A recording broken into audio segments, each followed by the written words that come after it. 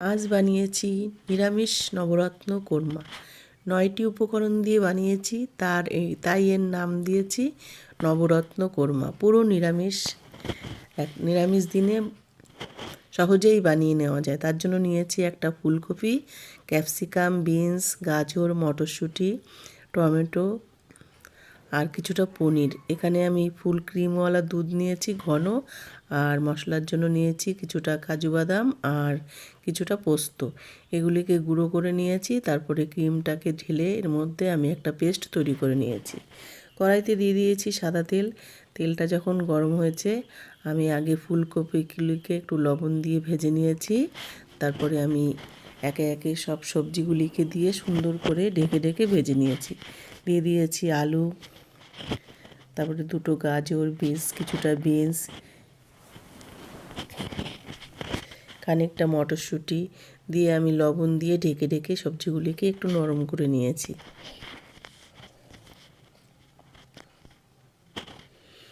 আরেকটা কড়াইতে আমি কিছুটা বাটার গরম করে আমি পনিরগুলিকে আগে ভেজে তুলে রেখেছি। ওই একই তেলের মধ্যে আমি ক্যাপসিকাম আর টমেটোটাও ভেজে নিয়েছি। এইভাবে নিরামিষ দিনে এই সবজিটা কিন্তু লুচি, পরোটা সব কিছুর সাথেই দারুণ লাগে। ভাতের সাথেও বেশ ভালোই লাগে খেতে। তোমরা যারা বানিয়েছো তারা তো জানোই, আর যারা বানাওনি অবশ্যই এই সবজিটা বানিয়ে খেয়ে দেখো। ক্যাপসিকাম টমেটোটাকে ওই তেলের মধ্যে ভেজে আমি ওই সবজিগুলির সাথে মিশিয়ে দিয়েছি কয়েকটা চেরা কাঁচা লঙ্কা দিয়ে খানিকক্ষণ মিশিয়ে নিয়েছি। আর মশলার জন্য আমি দিয়েছি শুকনো খোলায় আমি কিছুটা ভাজা মশলা করে রেখেছিলাম, সেই 2 চামচ দিয়ে দিয়েছি। ভাজা মশলাটার মধ্যে ছিল আমার জিরে, ধনে আর গোটা গরম মশলা, তেজপাতা, শুকনো লঙ্কা। তারপরে আমি পোস্ত আর গাজর পেস্টটাকে এর মধ্যে দিয়ে খানিকক্ষণ নেড়েচেড়ে নিয়েছি।